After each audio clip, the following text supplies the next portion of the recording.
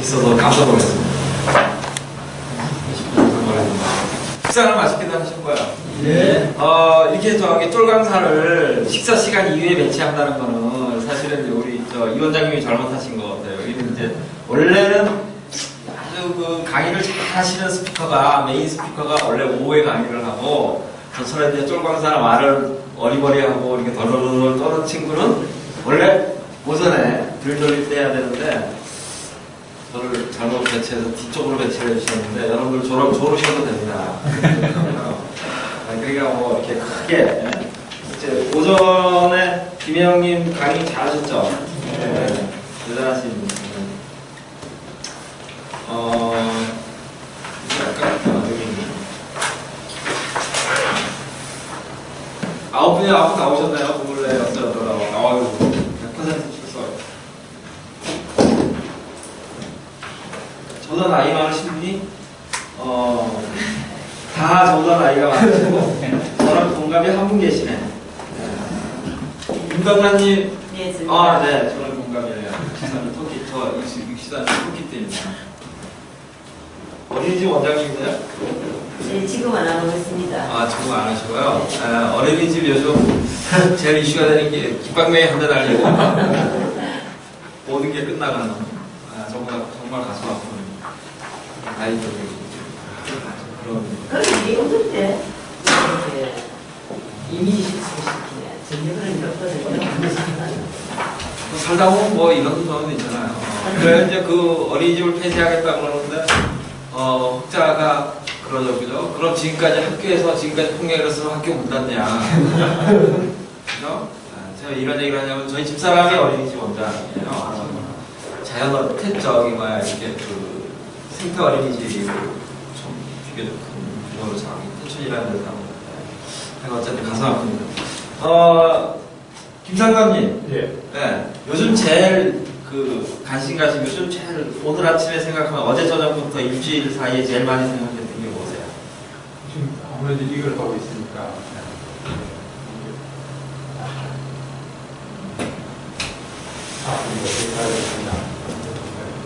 그러니까 그게 너무 거룩한 거 말이에요. 하나도 안 거룩하면서 생각했던 거. 뭐 자식 생각하고 그러셨나? 축구 생각하셨나? 자, 이제 제가 듣기로는 이제 여러분들이 일기 강사로서 여기서 이제 교육을 받으시고 많이 이제 다듬질하시고 또 자기 개발하시고 하실 겁니다. 기농기청 부문은 이 전체 은퇴자라든가 은퇴 설계하는데 왕오백입니다. 여러 가지 중에서 한 가지 정도로 생각할 수 있는 건데 많은 사람들한테 설문조사를 탁 해봤더니 대부분이 한 10% 이상이 기농기청을 생각하고 있다. 14% 정도를 은퇴자들이 은퇴 후에 뭘 할 거냐고 지금 설문을 하게 되면 한 14% 정도 소문이 나온대요. 그런데 왜 그렇게 많이 나올까? 14%는 어마어마한 숫자거든요. 왜 이렇게 많이들 생각할까라고 생각해보면 기본적으로 우리가 고향으로 돌아가고 싶다는 생각하잖아요. 그리고 어렸을 때 우리가 농사를 짓거나 했던 추억들이 설사 농사를 짓지 않더라도 친구가 농사꾼 아들이라든가 뭐 그럴 수 있잖아요. 그러니까 저만 하더라도 저희 집이 저 충청부터 제천이라고 하는 어마어마한 곳인데 거기에서 대학을 제가 82학번이니까 대학을 들어가기 바로 그러니까 수능 보기 바로 전주에까지도 노래 걸음대로 가고 그러니까 그래야 살았었잖아요. 그래서 그 대학을 보내고 뭐 먹고 살도록 그렇게 해줬는데 그런 생각들을 많이 하는 것 같아요. 그래서 기농, 기촌 그 전에 사실 나오는 단어 중에 하나가 뭐냐면 귀향이라는 단어가 뭐냐면 물론 고향은 아무도 없습니다. 지금 아무도 없는데 그런 이제 생각들을 자꾸 이제 하게 되면서 기농, 기촌, 기행되고 그 다음에 이제 귀향, 기촌, 기농, 기촌을 왜 생각을 했었냐면 배운 사람들이 고향을 딱 내려가면 서울 도회지에서 서울이라든가 뭐 큰 도회지에서 살던 아들이 딱 내려왔어요. 딱 내려왔는데 너무 힘들어 보이는 거야. 삶이.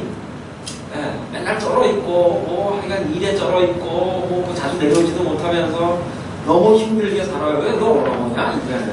그러면은, 요즘이야, 그래도 뭐, 어느 정도 가서 도시 평균 근로소득이 400만 원인데, 임금이 점점 그 격차가 벌어져가지고, 대부분이 요즘은 30대 아들이 버는 돈이 옛날에 200만 원 겨우 벌까요? 평균은 보기. 근데 자꾸 이 언론에서 포장되기는 엄청나게 버는 것처럼 되어 있는데 실제로 도시근로자가 버는 게 대략 200만 원에서 300만 원 벌 겁니다.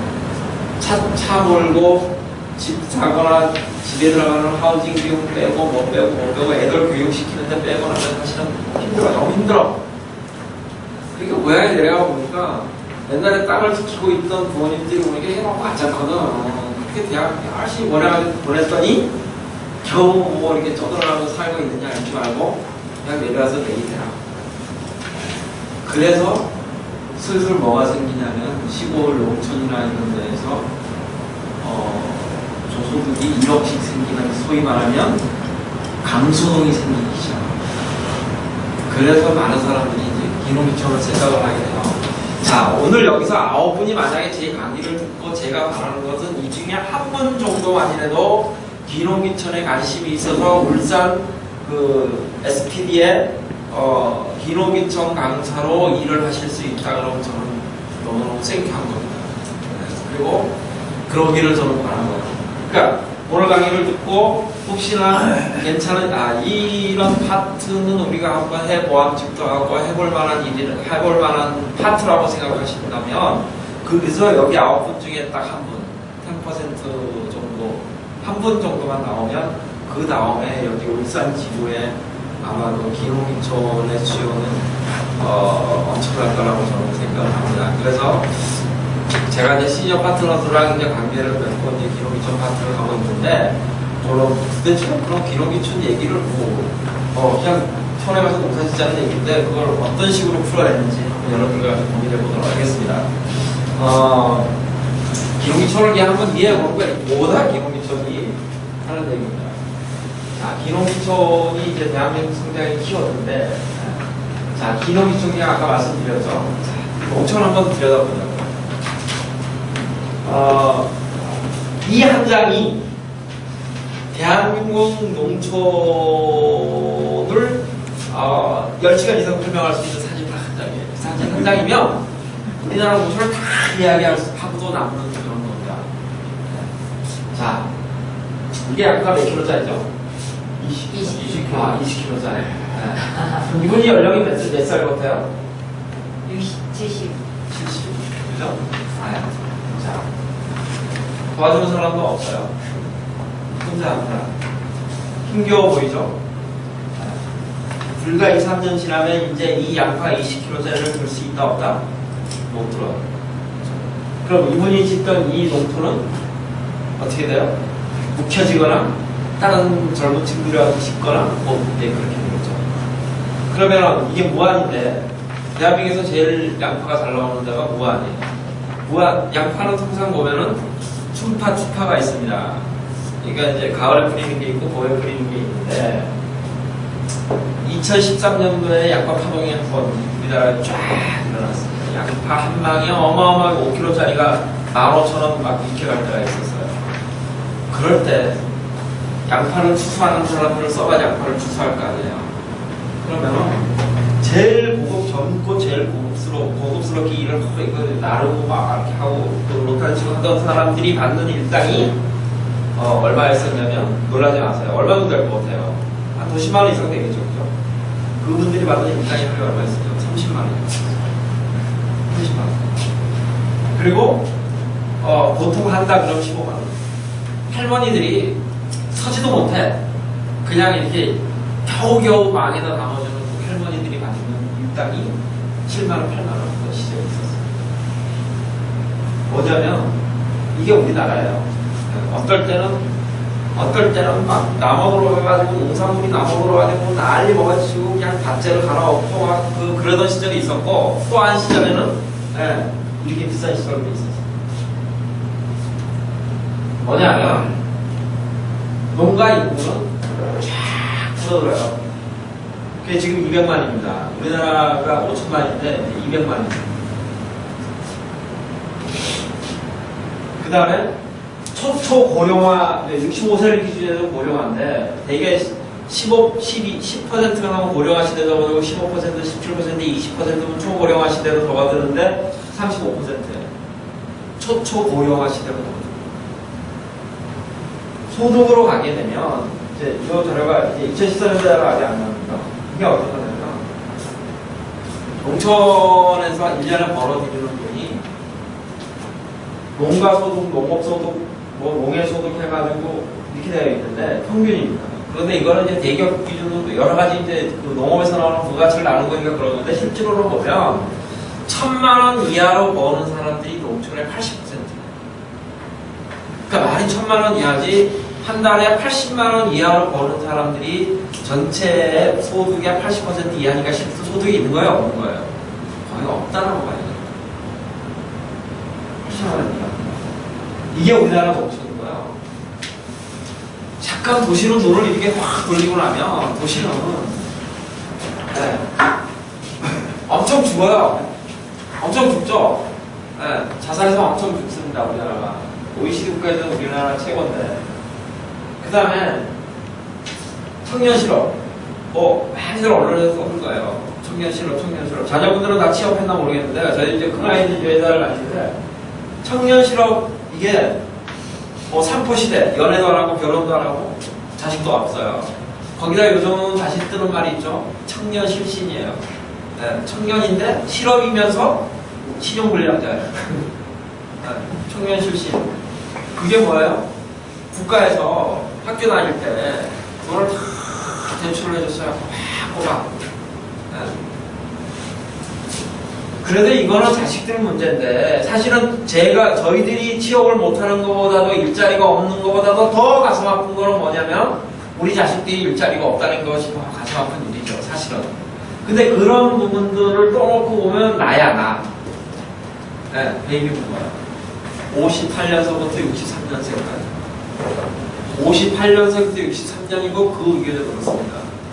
여러분들 혹시 기억하실지 모르겠는데 58년 이후 되시는 분들이 대부분이신가요? 근데 뭐예요? 그때만 하더라도 그 한 해 대학 시험을 보러 가면 저희 때만 하더라도 수능 본 인원이 110몇만인가 그랬어요. 100만 이상씩 꽉 110만, 120만씩 꽉 매년 출생하던 시절이 있었어요. 우리나라. 그 700만 베이비 부모가 정년퇴직에 딱 하는 시점이 언제냐면은 2015년도 올해부터 나오는데 몇 명씩 나오냐면 100만 명씩 나오기 시작해요. 정확하게 100만 명씩 따박따박 나옵니다. 네. 그런데 아무도 얘기는 하는데 뭔가 이거를 심각하다고 계속 주장을 하지들 않아요. 왜? 어디에 묻혀서? 여기에 묻혀가지고. 그리고 이게 마치 베이비 부모들이 반동처럼 느껴지던 시절이 요즘 시절이에요. 세월호 사건입니다. 그래서 감히 베이비 부모들이 차곡차곡 100만 명씩 나오고 재취업 일자리도 없고 할 것도 없음에도 불구하고 여러분들이 나가지 않아줬기 때문에 누가 일자리가 없다는 거예요? 청년들이 일자리 없다는 거예요. 청년들이. 그러니까 어르신들을 빨리 나가줘야 된다는 거야. 그럼 나가주고 나면 여기는 일자리가 생길까요? 생기지 않습니다. 왜요? 산업이 고도화되면서 굳이 사람을 많이 써야 되는 그런 것들이 이제 많이 줄었어요. 자, 이 베이비 부모가 이제 문제예요. 이렇게 되면 이렇게 되고 이렇게 돼가 세 가지 문제가 지금 우리 사회를 겹겹이 쌓여 있는 이런 부분이에요.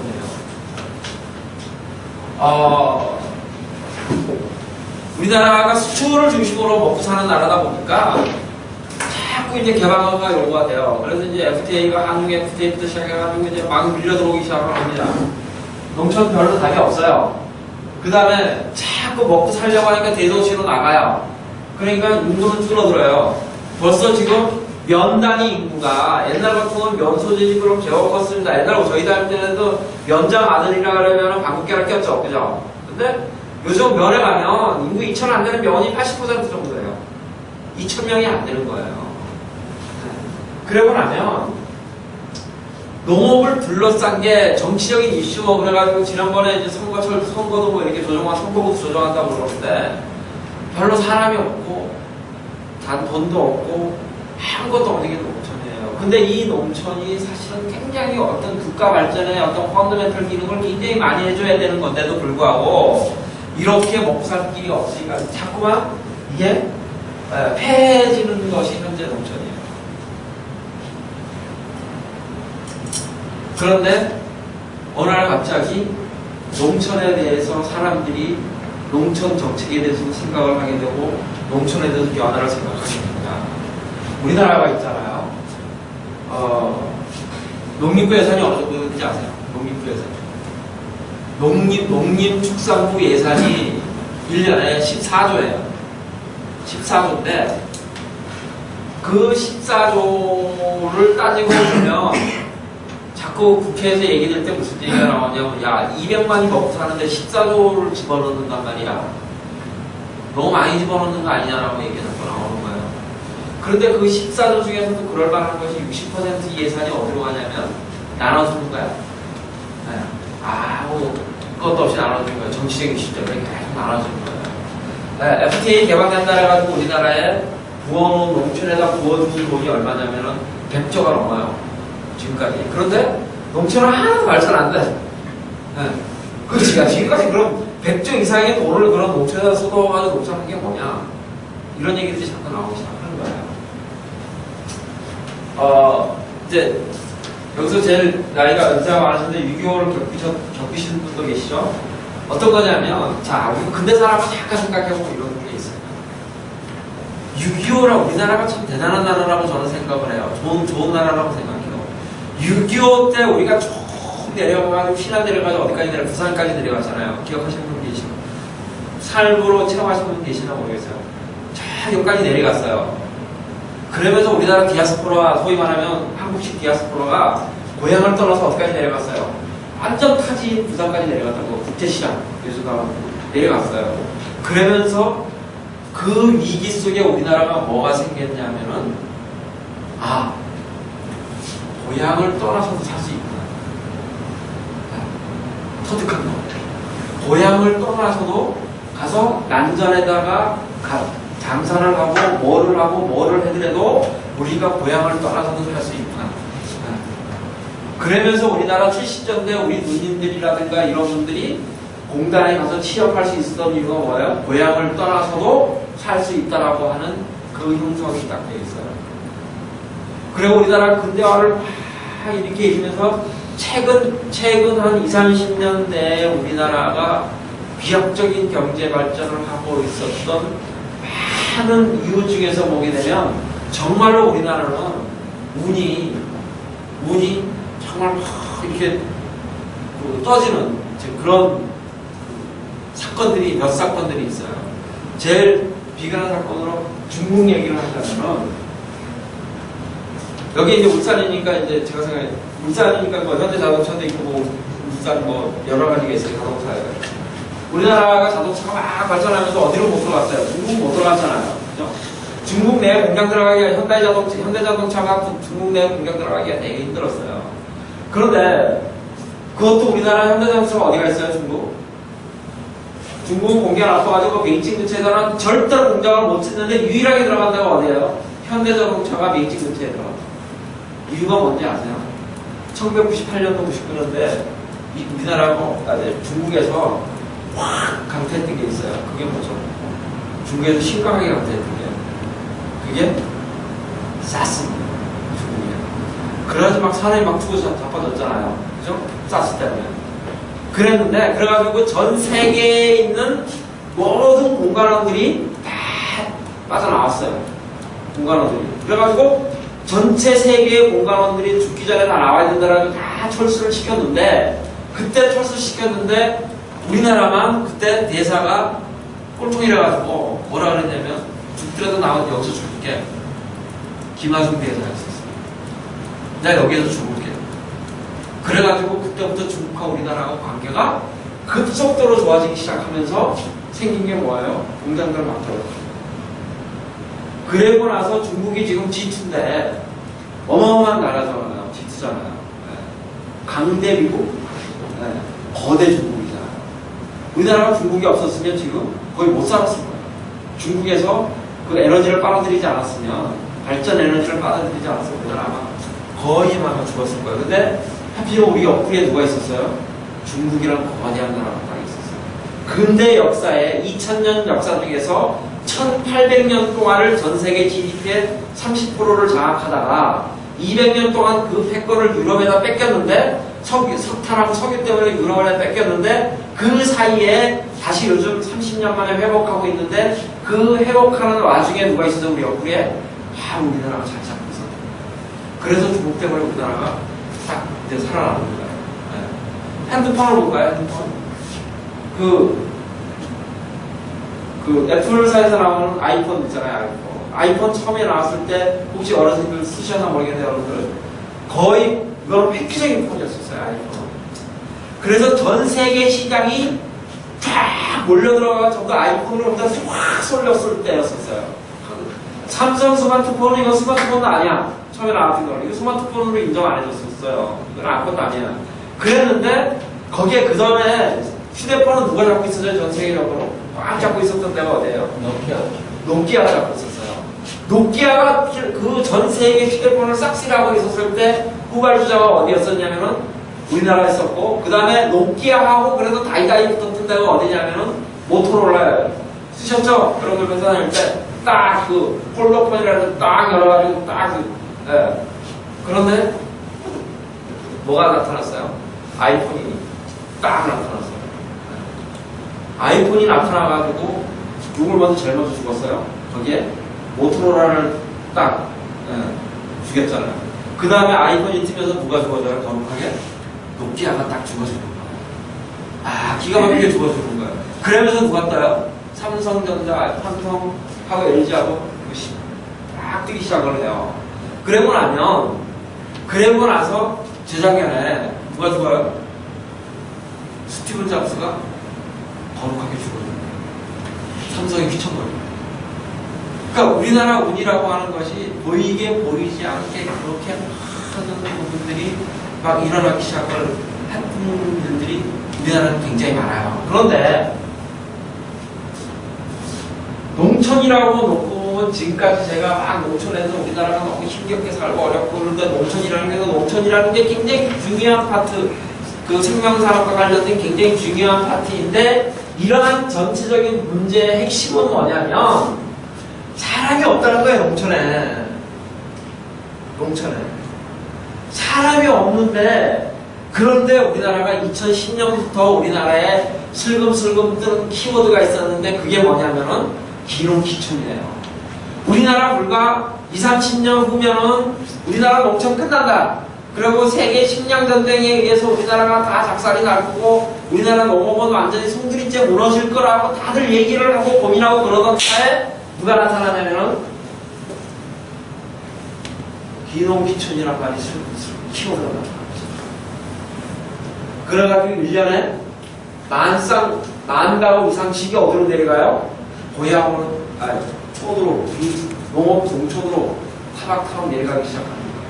정책적인 부분이 따라주지 못할 뿐이지 이렇게 사람을 내려가기 시작하는 거예요. 그래서 우리 농촌은 뭐예요? 다시 앞으로 20년 후에는 우리나라 농촌이 산다는 거예요. 자, 산업화가 막 일어나면서 영국의 유럽을 중심으로 해서 유럽, 미국을 중심으로 해서 산업화가 막 일어나던 시절에 1800년도 산업혁명이 일어나고 그랬던 게 뭐예요?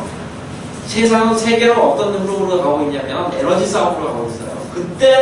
그때 산업혁명의 기준이 됐던 것이 뭐예요? 석탄. 그 다음에 석유를 중심으로 해서 그것이 거의 한 200년 동안 패권을 쥐고 있었어요. 그래서 미국이라는 나라가 전 세계 패권을 결정적으로 쥐고 있었던 이유 중에 하나는 뭐냐면 석유 산업이에요. 석유를 중심으로 한 산업이에요. 그런데 이 석유가 요즘 석유가 들어가면 이런 얘기죠. 석유가 요즘 시발유가 너무 싸졌죠. 1,800원대에 넣다가 지금 여기는 울산은 얼마인지 모르겠어요. 얼마까지 내려갔어요? 1,385원까지, 싼 데는 아마 1,355원까지 내려갔을 거예요. 어마어마하게 내려갔잖아요. 그죠? 그 이유가 뭐예요? 우리나라가 굉장히 올해 경제가 어렵다라고 다들 작년, 재작년에 전망을 했는데 저희들이 생각지도 못하게 석유가 가격이 확 떨어졌습니다. 물론 울산 같은데 석유화학 단지는 좀 문제가 될 거예요. 네. 석유값이 너무 떨어지니까 굉장히 많이 문제가 될 건데 전체적으로 보게 되면 우리나라가 굉장히 모델로 발전을 했어요. 이유는 뭐예요? 미국하고 산유국하고 서로 신전장하면서 떨어지는 거죠. 세일 석유가 개발이 되는 거예요. 그전에 세일 석유를 몰랐던 건 아닌데 미국은 원래 어디는 팔지 못하게 돼 있는 나라인데 안 파는 나라인데 세일 석유로 팔잖아요. 세일 석유라고 하는 것이 막 여러분 아시다시피 세일 석유라는 게 그 흑하고 이렇게 뭉쳐져 있는 건데 그걸 고압을 넣어가지고 석유를 뽑아내는 거예요. 그렇죠? 원가가 한 50불 정도 된다 그래요. 근데 50불 이하로 떨어졌어요.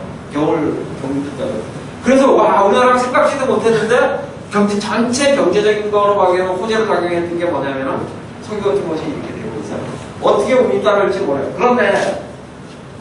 그런데 우리나라 농촌이 힘들고 어렵고 우리나라 농업에 문제가 있다라고 얘기를 하는 순간에 사람들이 필요로 하고 사람들이 정말 중요하다라고 얘기가 될 때 누가 들어왔냐면은 이런 사람들이 농촌을 들어오기 시작합니다. 기농비천이라는 키워드를 가지고. 그래서 이분들이 도시 삶에 대한 대안으로, 그 다음에 농산업 발전의 대안으로, 그 다음에 6차 산업의 활성화를 위해서, 그 다음에 친환경 생태 보존을 등 이런 것들을 가지고 사람들이 농촌 농업으로 관심을 갖기 시작했어요. 그게 누구예요? 베이비 부모 세대, 뭐 바로 전 세대 이런 분들이 이제 이 부분을 관심을 갖기 시작했어요. 그러니까 이 부분은 우리가 엄청나게 희망을 가져도 될 만한 부분이라는 거예요. 그런데 이런 게 기농기촌이 자꾸 이제 얘기가 되고 그래요. 네. 지금까지 기농기촌이에요. 벌써 전년 대비 재작년만 하더라도 30% 이상 증가했었어요. 그리고 기농기촌인데 기농은 자꾸 떨어져요. 농사 짓는다는 게 쉽지 않죠. 그죠? 농사 져보셨나요? 농사 져보신 분 계시나요? 여기? 네. 농사 져보신 분 별로 안 계시나요? 기초는 자꾸 올라가요. 촌에 가서 전원적인 삶, 그 다음에 그 어떤 힐링에 관한 키워드가 자꾸 뜨면서 나도 농촌 가서 한번 살아봐야겠더라고 해요. 근데 기농은 뭐냐면 가서 그 업으로 가는 거예요. 일을 하기 위해서. 일을 하는 거에서 기농으로 가고 있는 중이에요. 그런데 여기에 농사라고 하는 것이 겉보기에는 우리가 이제 그 도시 사람들이 생각하는 젊은 친구들이 생각하는 우리들이 생각하는 릴레 만종 같은 농업을 생각합니다. 석양에 누가 수술하면 목가적이죠, 그죠? 네, 그런 거 아니에요. 네, 그런 거 아닙니다. 그런데 이런 식으로 이제 많은 분들이 생각을 하게 돼 있어요. 네, 기농기촌에 대해서. 자, 왜 내려가요? 물어봤어. 기농기촌 생각하시는 분들한테 당신이 왜 내려갑니까? 퇴직후 여생이에요. 대부분. 우리나라가 지금 제일 문제가 되는 것이 뭐냐면 몇 가지 문제점이 있어요. 그 애기들 기밥매기 관련부터 시작하는 거 문제가 많지만 그 중에서 하나가 뭐냐면은 퇴직하시는 분들이 요즘 무슨 시대라 그러죠? 100세 시대라는 말 많이 들어보셨죠? 네. 신의 저주인 100세 시대예요. 네. 퇴직하고 60에 퇴직하고 58세에 퇴직하고 그 다음 몇 년을 더 살아야 돼요? 40년을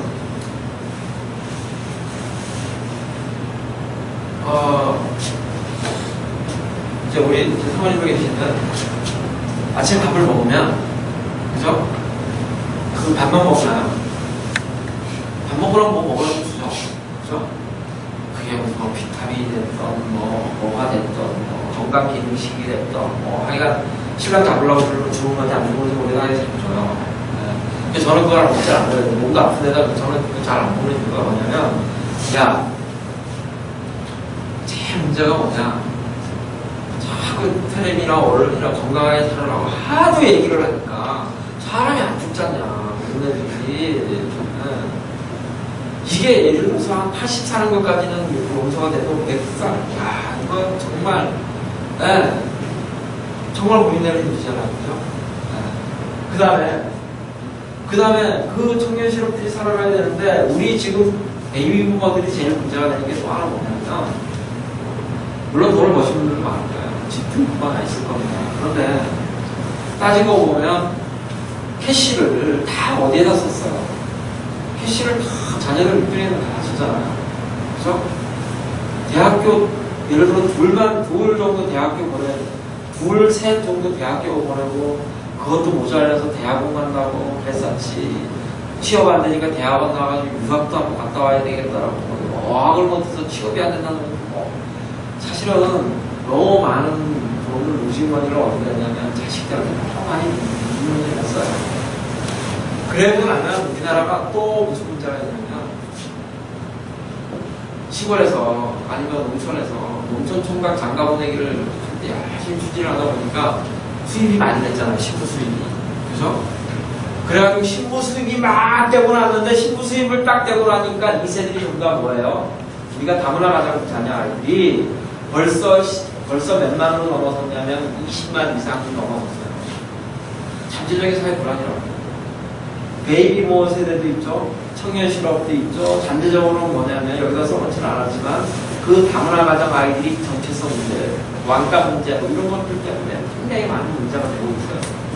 그 다음에 그러고 났는데 이런 기농기촌을 딱 하는데 퇴직후에서 건강 고려하고 그 다음에 인간다운 삶을 살겠다, 힐링적인 삶을 살겠다라고 생각을 해서 뭘 하고 싶다고요? 기농기촌 하고 싶다는 거예요. 그러면 어디로 가고 싶냐? 어디로 가고 싶냐? 네, 이거 다 뻔하잖아요. 어디로 가고 싶냐? 답 주고 답 내라는 거야. 어디로 가고 싶겠어요? 당연히 물 맑고 산 좋고요. 산 좋고 물 맑고 네. 그 다음에 공기 좋고 이러다 가는 거야.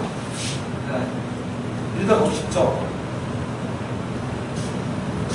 그럼 기농기촌 교육을 전국에 23군데가 기농기촌 교육을 해요. 전국에서 돈을 줘서. 네. 원장님도 꼭 이번에 신청을 하세요. 네. 기농기촌 교육. 그러니까 울산은 꼭 해야 돼요. 그럼 가면 제일 먼저 생각하는 게 뭐냐면 주택하고 토지하고 주택이야. 그죠? 우리나라 사람들은 땅에 대한 욕심이 많아서 그런 거야. 토지하고 주택이야. 그 다음에 야 기농하면 뭐 돈을 지원해 준다는데 얼마를 지원해 주냐. 그럼 저보고 막 그런 걸 물어요. 이제 강의하러 가면 야 얼마를 지원해 주냐 농촌 가면 좀 그 얘기 안 해요. 이 얘기 왜 안 하냐면 그러면 내려가면 다 죽어. 빚내서 내려가면 커서 돈을 받더라도 다 죽어. 이런 생각을 가지고 농촌에 갔어. 그럼 몇 퍼센트가 실패한다고요? 100명 내려가면 몇 명이 실패한다고요? 99명이 거 아니야. 그러면 뭐가 없었던 거예요? 왜 내려가야 되는 거죠? 뭐 하러 내려가야 되는 거죠? 어떻게 내려가야지? 원칙도 없고 철학도 없어요. 많은 교육을 제가 받으러도 가고 기농기촌 교육을 받으러도 가고 교육을 하러도 갔지만 교육을 받으면서 있잖아요. 둥그런 잡는 얘기 막 해줄 수 있어요. 기농기촌입니다라고 생태 환경에 그다음에 후대한테 물려줄 우리나라 땅을 뭐 아름답게 보존하고 개 뜯어놓는 소리 한단 말이에요. 그런데 뭐예요 그거? 기농기촌 실제로 해보면 아무 소용없어. 예. 도라지밭 1년생 도라지밭 제가 대학을 가게 된 결정적인 이유가 뭐냐면 1년생 된 도라지밭 2박 3일만 딱 메고 나면 항상 없어. 야 내가 이거를 나가야 되는 유일한 탈출구가 뭐냐면 대학을 가는 거야. 시골에서. 네. 고추 따는 거예요. 2박 3일만 고추 한번 딱 따고 나면 손이 아래가서 나면 잠을 못 자요. 벗어나는 길은 뭐예요? 빨리 커가지고 대학을 가는 거야. 아버지야 등골이 빠지고 시니어 파트너스 소위 말하면 시니어 능력개발원에서 그러면은 기농기촌 교육 뭘 하자는 거냐 그렇게 하지 말자는 거예요. 네. 쓸데없는 얘기를 막 주워 담아가지고 교육 딱 시켜가지고 마치 이왕 교육만 받으면 기농기촌 내려가가지고 성공할 수 있는 것처럼 얘기하지 말자는 거예요. 그 얘기를 오려고 하고 혹시나 다른 데서 그런 얘기를 하게 되면 거기로 그렇다 하더라도 이 중에서 한 분이라도 만약에 기록미천이라도 관심을 가지고 교육을 내가 해야 되겠다라고 생각을 하시는 분이 있으면 서치를 하시는데 전혀 다른 각도로 서치해 주시기 바랍니다. 이런 얘기 하려고 이런 얘기 하는 거 아니라고 저는 봐요. 자, 왜 실패하느냐 그러면 내려가는데 농촌 그렇게 몇 시간씩 교육받고 농사 짓는 법 다 배우고 난리 버거지 쳐가지고 그 다음에 가가지고 퇴직금 받고 그 다음에 나머지 있는 돈 알량 있는 자산 다 팔아가지고 시골에 땅 내려가가지고 땅 한 몇천 평 거룩하게 막 사고 집 50평짜리 그 전원주택 딱 져가지고 딱 내려갔는데 왜 실패하느냐? 그리고 처음에 한 6개월 동안은 많은 친척들이 놀러 옵니다. 친구들이 야, 너 정말 선택 잘했다. 야, 축하한다. 야, 나는 언제 돈 벌어서 이렇게 한번 내려가거나 라고 얘기하는데 그분이 밀려있다 뭐예요? 백을 해야 되는데 땅이 안 팔려. 내가 살 때는 엄청나게 금방 나갈 것 같아가지고 막 계약하고 난리를 쳤는데 내가 올라오고 보니까 땅이 안 팔려. 그래서 페이처럼 농촌에 사는 거야. 농촌 딱 느끼고. 왜 실패하는지 아세요? 다 한 가지예요. 우리가 지금 무슨 생활을 했었냐면 나이 50이 되던 55세가 되던 농촌 기농기촌을 생각하기 전까지는 우리는 안 그렇다라고 얘기는 하지만 사실은 다 행태적인 삶을 살았어요. 행위를 통해서 우리가 관계를 형성하고 그 다음에 비즈니스를 하고 그 다음에 돈을 벌고 자식들 키우고 하면서 사실은 많은 부분이 행태적으로 바뀌었어요. 관계를 소중하게 여겨야 되고 그래야 되는데 그것이 없었어요. 그래서 농촌에 내려가게 되면 딱 한 가지밖에 없어요. 농촌 그 지역에 딱 내려가자마자 뭐냐면 왕따. 일단 똑똑하죠. 도시에서 살았으니까 주워 들은 거는 많잖아요. 똑똑하잖아. 그 다음에 나는 컴퓨터도 할 줄 알고 뭐도 할 줄 알아요. 신문도 볼 줄 알고 책도 볼 줄 알고 그 다음에 뭐든지 할 줄 알아. 그죠? 기술도 있어. 그래가지고 농촌에 딱 내려가면 농촌 애들 농사 짓는 것도 과학적이지 않은 거 같고 뭔가 입으로 부정한 거 같아. 그러니까 가서 똑똑한 척해. 이거 이렇게 하고 저건 저렇게 하고. 그래?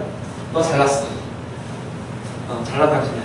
그 사람들이 다 사회에 있을 때, 이 사회 공동체 안에서 행태적인 삶을 살 때는 다 자기가 그 위너였었어. 위너였었어. 근데 시골에 딱 내려가는 순간에 뭐야, 이 사람들은? 위너 아니에요. 그러니까 결국은 누구랑 싸워요? 지역 주민하고 싸우는 거. 설득도 안 돼. 왜? 그분들은 왜 설득이 안 돼요? 농촌에 계신 분들은? 교육받지 않았어요. 그리고 딱 한마디 하잖아요. 야, 누구들이 농업을 알아? 누구들이 농사를 알아? 협조 안 돼요. 협조 안 되죠. 그 다음에 결정적으로 뭐가 안 돼요? 나이가 들면 아프죠, 그죠? 제가 오늘 사실 못 내려올 줄 알았어요. 너무 아파가지고 어제 밤부터 아픈 시기 해가지고 우리 이 팀장한테 전화를 해봐라. 내가 못 내려간다고 해봐라. 그런데 생각해보니까 너가 일기 교육이라고 하는데 중간에 강사를 막 뻥뻥 내고 그러면 신뢰가 가겠어요? 그래서 엄청 많았는데 야, 너까지 픽업 좀 해줘라 해가지고 이제 제가 예약 KTX 타고 내려왔는데 이런 거예요. 내가 농촌에 내려가가지고 기농기촌을 하거나 농촌을 생각해서 뭔가 내려가려면 거기가 융합이 돼야 되는데 이 융합이 안 되는 게 99%가 실패하는 거예요.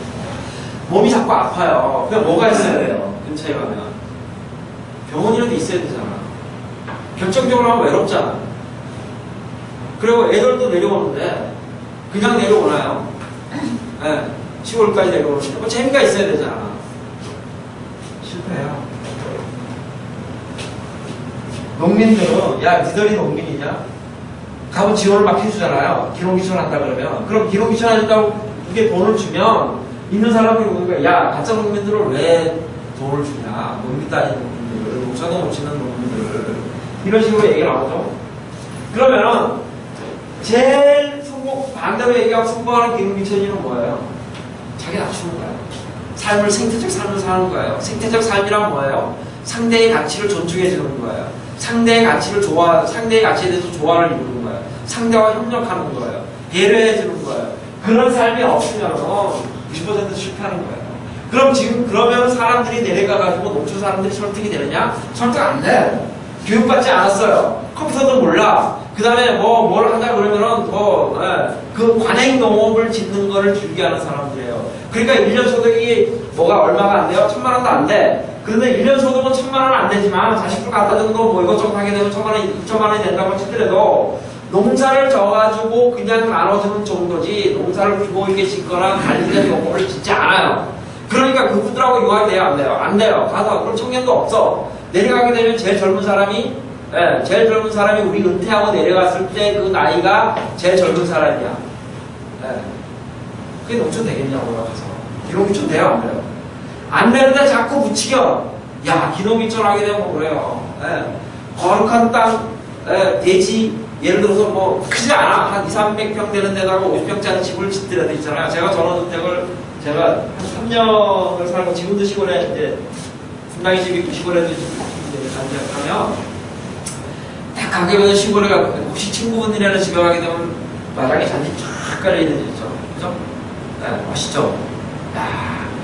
야, 잔디, 야, 멋있네. 그러면 모르긴 해도 그분은 일주일 중에 이틀, 3일 정도는 앉아가지고 내품고 거예요. 이해하시죠? 제가 전원주택 3년 살면서 뒤지는 줄 알았었고요. 잔디 품고더라고. 주말만 되면 아무것도 안 하고 그 짓에 앉아가지고. 그래야 우리가 갔을 때, 야, 뽀대는 안 해. 이렇게 되는 그 잔디가 그렇다는 거예요. 그죠? 농촌에 타동, 여기 가면 하동 있잖아. 하동에 기농기촌을 많이 지원했어요.